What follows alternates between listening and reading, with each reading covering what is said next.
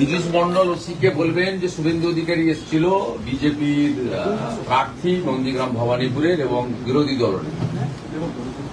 যেদিন ভারতীয় জনতা পার্টির প্রথম লিস্ট বেরোয়, এখানকার বিশিষ্ট নেতা, জেলার নেতা বিশ্বনাথ ব্যানার্জিকে দল মনোনয়ন দেয়নি। উনি হোয়াটসঅ্যাপ কল করে উনি এবং আরেকজন পুলিশ অফিসারের সঙ্গে কথা বলিয়ে দিয়েছিলেন। আমাদের কাছে কমপ্লিট রেকর্ডটা আছে। আফটার এমসিসি এগুলো পুলিশের কাজ নয়, পুলিশের কাজ নয় আইপ্যাকের সঙ্গে কথা বলে এগুলো করা।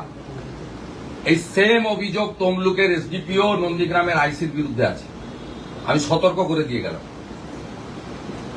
আপনি বলবেন আমার কাছে বিশ্বনাথ ব্যানার্জি সব রেকর্ডিং করে আমাকে দিয়েছে। বিশ্বনাথ ব্যানার্জির বাড়ি থেকে আসছি। এটা পুলিশের কাজ নয়।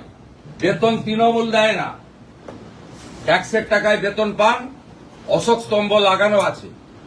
বিএনএস অনুযায়ী, ইলেকশন কমিশনের গাইডলাইন অনুযায়ী কাজ করতে বলবেন। উনি নিজে থাকলে আমি বলে যেতাম। আমি অন রেকর্ড সিসিটিভির সামনে ডিউটি অফিসারকে খুব পোলাইটলি এবং জেন্টলি বলে গেলাম, এটা পুলিশের কাজ নয়।